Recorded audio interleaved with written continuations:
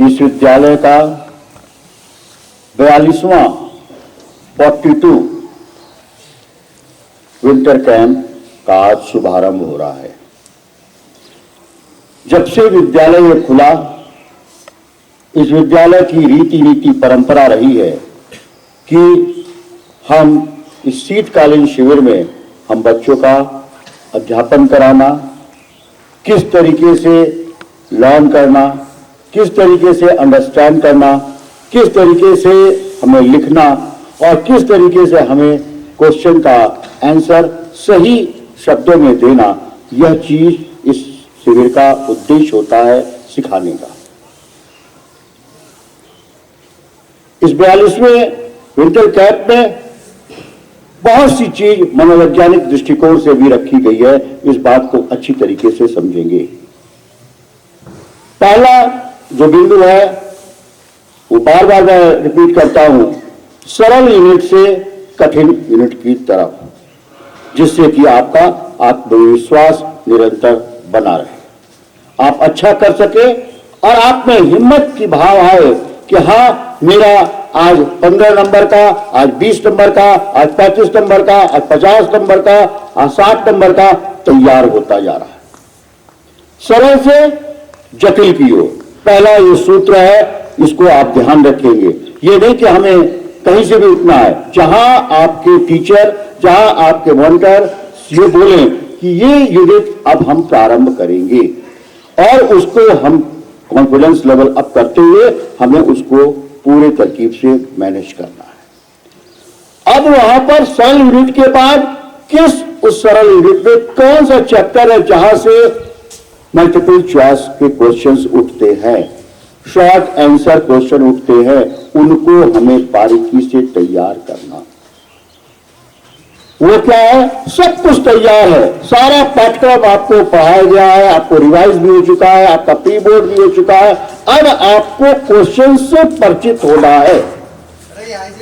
यह विषय हमेशा ध्यान रखेंगे कि जब जितने क्वेश्चन से आप परिचित होते चले जाएंगे, आपका मार्ग जो होगा वह सरल होता जाएगा और आप अच्छे परसेंटेज की ओर बढ़ते चले जाएंगे। तीनों क्वेश्चंस की श्रृंखला है।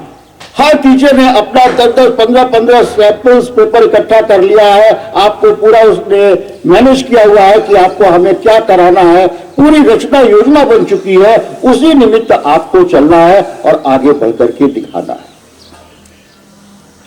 आपस में क्वेश्चंस पूछना, टर्म्स पूछना, डिफिनीशन पूछना, फॉर्मूला पूछना, यह जो है 41 दिनों का एक सूत्र रहेगा।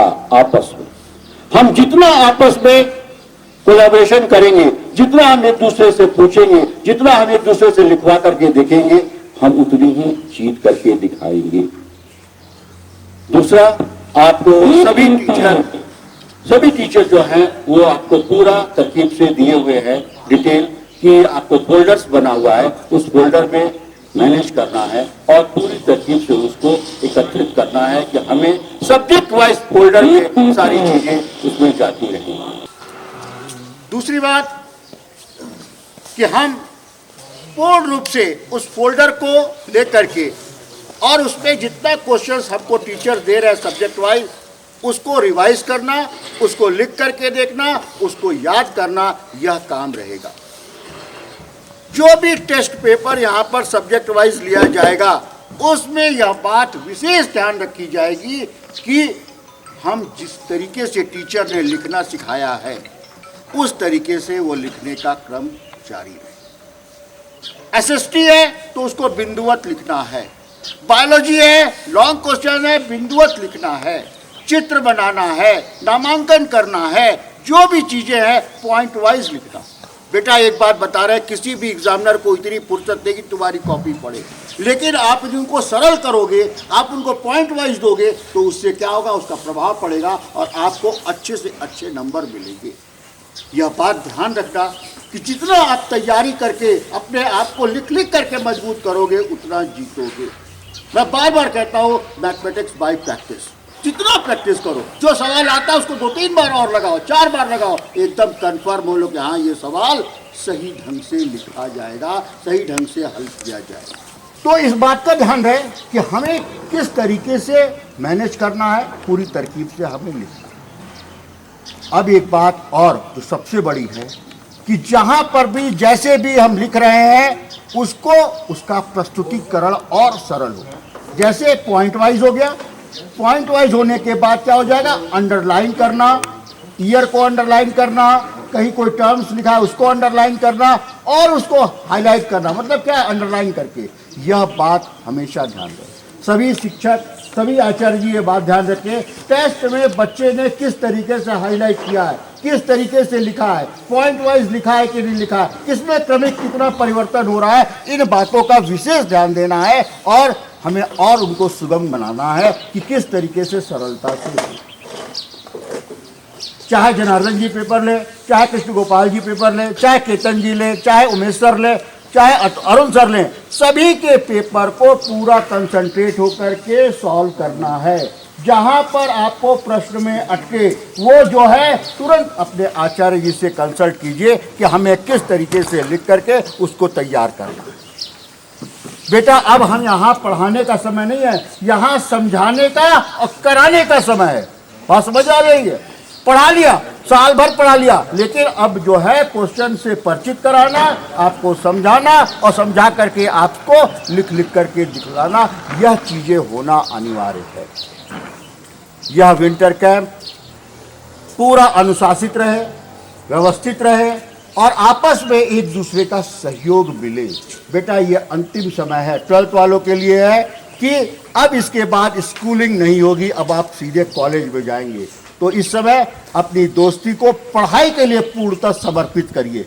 एक कमजोर दोस्त है उसका भी सहयोग पकड़िए, उसको भी क्या है उसका हाथ पकड़िए, उसको भी क्या है धारा में लाइए और उसको भी डेवलप कराइए। यह दोस्ती जिंदगी भर याद रहेगी जो एजुकेशन के दृष्टिकोण से होती है।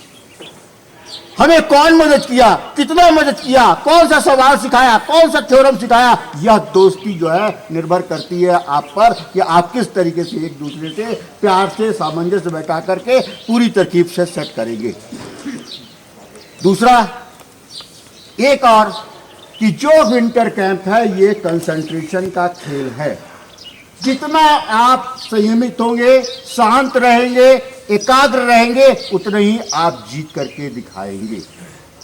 तो अब क्या है, 2 प्रयोग आपके और होने हैं वंदना के बाद, तो उस प्रयोग को मैं यहाँ पे करा रहा हूँ, वो प्रयोग करेंगे। सभी लोग अपने दाहिने हाथ को अपने यहाँ पर सिर पे लाए, सभी लोग लाए, दाहिने हाथ से ऐसे आंखें बंद करेंगे, साधना की स्थिति में आएंगे, एकदम हाथ में से अपने उस पर रखा रहे और 3 बार ओम ध्वनि का उच्चारण करेंगे और साथ में इस कंपन को महसूस करेंगे जो हथेली पर आएगा।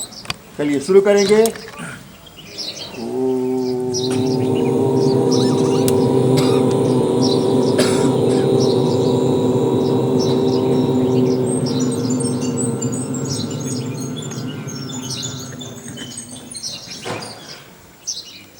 दूसरा प्रयोग, सब लोग अपने अंगूठे को ऐसे करेंगे और अंगूठे के टिप्स पर 1 मिनट तक कंसंट्रेट होकर के केवल देखेंगे। चलिए राइट हैंड के अंगूठे को आप निकालिए और कंसंट्रेट होकर के अंगूठे के एकदम नाखून को देखेंगे और एकदम ध्यान से, पलक नहीं झपकाना है, चाहे जो हो जाए, पूरी तरकीब से 1 मिनट तक। ये अभिनव प्रयोग है, इनोवेटिव प्रयोग है आपके योग के माध्यम से कंसंट्रेशन पावर को बढ़ाने का।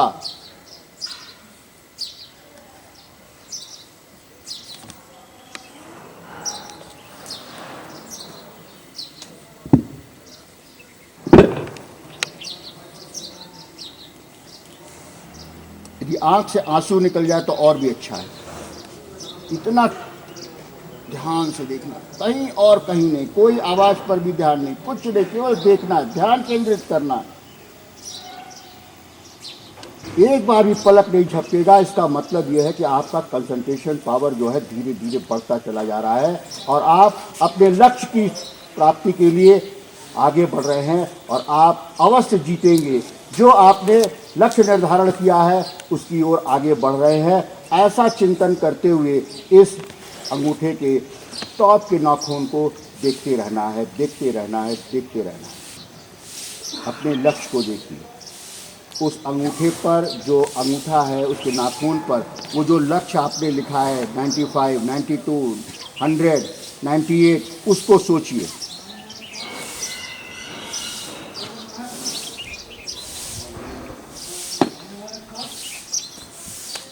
स्वस्थ। तीसरा है, चलिए आँख, नाक, कान ये सब बंद करेंगे और भौरे की तरह आपको गूंज करनी है।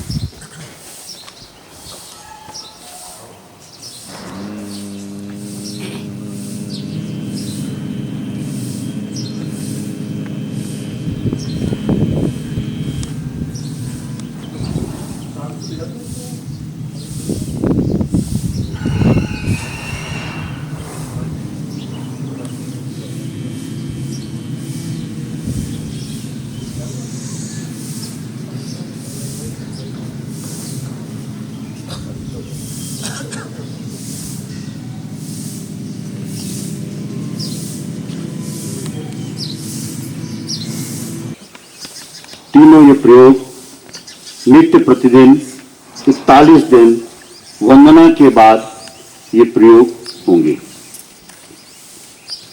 और हर दिन अपना मनोबल बढ़ाना है। हमें सब चीज आ रही है, हमें याद हो रहा है, हमारे अंक जुड़ रहे हैं, हम अच्छा कर रहे हैं, भगवान मां सरस्वती हमें सफलता देंगी, यह विश्वास अपने मन में बनाए रखना है। अपने माता पिता, अपने गुरुजनों के चेहरे को याद रखना है। किस आशा से मम्मी जब आप निकल रहे थे घर से तो आपको देखी, पापा ने भी आपको देखा, यहाँ अब ये बच्चा हमारा जा रहा है बोर्ड क्लास में, एक ऐसा प्रतिशत लेकर के आएगा कि समाज में अपने आप को प्रतिस्थापित करेगा और माता पिता के सपनों को, गुरुओं को, सभी को पूरा एक साकार रूप देगा कि हाँ, हमने जो लक्ष्य लिखा था 92 का, 95 का, 98 का, कुछ भैया 100 के लक्ष्य वाले भी बैठे हुए हैं, उनका यह विंटर कैंप बहुत अच्छा हो और पूरी तरकीब से तैयारी करें और एक दूसरे के सहयोग के साथ आगे बढ़ें। सब आचार्य जी से जितना आप सीख सकते हो, जितना आप समझ सकते हो, उनके साथ लगे, जुटे और आगे बढ़े। ये तो बात हो गई एकेडमिक की। दूसरी बात आपके साथ एक और है कि सभी बच्चों को, उमेश जी, विष्णु जी, अरुण जी, माधव जी, सभी लोग ये ध्यान रखेंगे कि कम से कम 6.5 घंटे जरूर स्लीप लेनी है। 6.5 घंटे की स्लीप जरूर पूरी होनी है, उसके बाद ही कोई काम हो। आप खूब पढ़िए, रात में पढ़िए जैसे भी, लेकिन आज ये कैलकुलेट करके रखिए कि आपको 6.5 घंटे सोना है। और जो शॉर्ट ब्रेक में आपको गाजर मिले, अमरूद मिले या कोई फल मिले, जरूर खाना है। पेट साफ रखना है। नहीं पेट साफ हो रहा है तो डॉक्टर से संपर्क करके, हैं अपने डॉक्टर पंकज, उनसे पेट साफ करने की दवा भी लेनी है। इस विंटर कैंप में सभी का पेट एकदम पूर्णतः साफ होना चाहिए। और सबसे बड़ी बात क्या है कि हमें अपनी नींद पर, अपने भोजन पर और अपनी पढ़ाई पर बहुत ध्यान रखना है। जब भी बैठे पूरा पॉस्चर, टेबल कुर्सी में बैठ करके पढ़ाई करें। रजाई ओढ़ करके और कंबल ओढ़ करके नहीं बैठना है। हॉस्टल में भी खूब जैकेट पहन लीजिए, आप बैठिए और बैठ करके आप स्टडी करिए। कंबल ओढ़ेंगे, रजाई ओढ़ेंगे, तुरंत नींद आएगी और सो जाएंगे। इन बातों का, कुछ बातों का जो है विशेष ध्यान रखेंगे और पूरी तरकीब से आज विंटर कैंप का शुरुआत हो रहा है। 42वां विंटर कैंप हम सबके लिए बहुत सफल हो और हम सब एक ऐतिहासिक परिणाम देकर के यहां से निकले, ऐसा संकल्प लेकर के आज उठना है। हम सभी आचार्य बंधुओं को भी कहना चाहेंगे कि अपने विषय में सब लोग ये तज्ञता रखें कि हाँ, हमें अच्छे मार्क्स, अच्छे प्रतिशत, अच्छे तरीके से 100% रिजल्ट करना है। हमें उस बालक का भी ध्यान रखना है कि जो सबसे कमजोर है। कमजोर बालकों को हमने आचार्यों को मीटिंग लेके गोद दे दिया है। वो आचार्य जी है, उनकी चिंता करेंगे प्रॉपर। ऐसा नहीं कि देखा अनदेखा किया, सब गड़बड़ होगा।